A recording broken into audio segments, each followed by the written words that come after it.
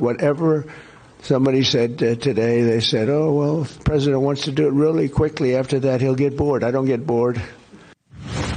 To discuss the latest, let's bring in NewsNation international correspondent Robert Sherman, along with former senior advisor to Secretary Hegseth, Justin Fulcher, and editor-in-chief of the Foreign Desk, Lisa Deftari. Robert, let's first start with you. In addition to counterattacks launched against U.S. bases in other Arab countries, U.S. embassies in Karachi and Baghdad were targeted by violent mobs. And just tonight, Iranian drones targeted our embassy in Saudi Arabia. President Trump told NewsNation's Kelly Meyer that we'll, quote, find out soon what the U.S. will do in retaliation. Can you tell us about that attack and the status of our diplomatic outposts in the region?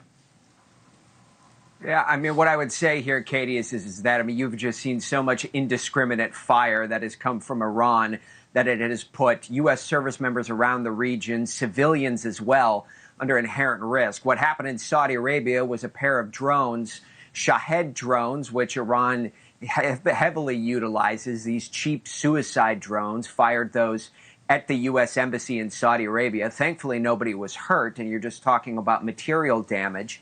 But it goes to show that everyone here in the region is at risk, which is why the State Department has come out tonight and said for American citizens in 14 different countries in this region, leave immediately. That includes countries like the UAE and Oman, saying get out as quick as you can. That's how much this dynamic has so quickly changed.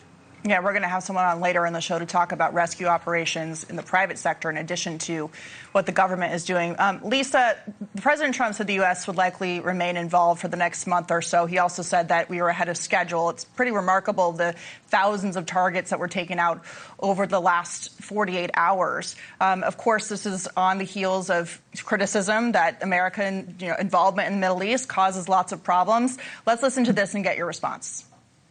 To the media outlets and political left screaming endless wars, stop. This is not Iraq. This is not endless. I was there for both. Our generation knows better, and so does this president. The administration is also emphasizing that this is not necessarily about regime change, but about neutralizing threats to the United States. Are the Iranian people, who the president has told to rise up over and over again, capable of establishing a new government? Yeah, the short answer is yes, but not yet. People are impatiently having the conversation about succession now, and that is just it's not in our strategic imperative or the priority of the Iranian people right now to even get out onto the streets. Their priority is to stay safe and sit back and watch how quickly we can degrade various sectors that pertain to first the military apparatus and the leadership apparatus of this regime. What we've been able to accomplish in 48 hours is truly remarkable. And of course, Donald Trump has been very clear that our strategic imperative is for them not to have nuclear weapons. He's also talked about getting not to regime change, but to regime collapse. He spoke directly with the Iranian people in the first minutes of this campaign and said, we're going to pass the baton to you to seize your future, to choose the destiny that you wish to choose. We're not in the business of regime change. We're not going to have boots on the ground. We're not going to be involved with who picks up the trash the day after. We're basically telling the Iranian people, we'll do this part and you pick up from where we leave off. But the one thing I do want to drive home here is when we say that our strategic imperative is for them not to have nuclear weapons, the existence of this regime is equivalent to them having nuclear weapons, because we will just continue to play whack-a-mole to make sure that they don't. Every 2 or 3 years, we will have to do what we did in June in the 12-day war to set them back. Every time they stand up, they will try to have nuclear weapons again. So regime change becomes the foregone conclusion to have a regime that we can deal with, that we can trust, that can bring stability in the region, that can be safe for our national security. And of course, the Iranian people will have the biggest win of all. That's exactly right. Justin, earlier today, Secretary Rubio said this about the next round of U.S. strikes. Take a listen. The hardest hits are yet to come from the U.S. military. The next phase will be even more punishing on Iran than it is right now. Based on what we've seen so far, what other targets are U.S. and also Israeli aircraft likely to strike? Of course, they've been hunting down missiles, ballistic missiles. They've been sinking Iran's Navy. What else are they looking for at this point? Well, I think they're really looking for more of the same, which are key military and strategic assets that Iran has all across the country. Of course, as President Trump has mentioned, there's been successful strikes on hundreds of different critical military targets all across Iran. And I think we're going to continue to see the U.S. seek out these targets to make sure that Iran, while they are putting up some response, aren't able to put up any sort of military or kinetic response against the U.S. or our allies in the region. You know, Lisa, Secretary Rubio also emphasized that today when he talked about how even, regardless of who the next regime is, they're not going to have the capability to develop a nuclear weapon, and they're certainly not going to have the capability to defend against a nuclear weapon or to protect a nuclear weapon, rather. Is there a way forward here with the Abraham Accords, other Middle Eastern nations? You're seeing a number of Gulf countries in the region being attacked. Once this is all over, and if the conclusion that the White House wants happens, what does the future of the Middle East look like when the number one state sponsor of terror is no longer in play?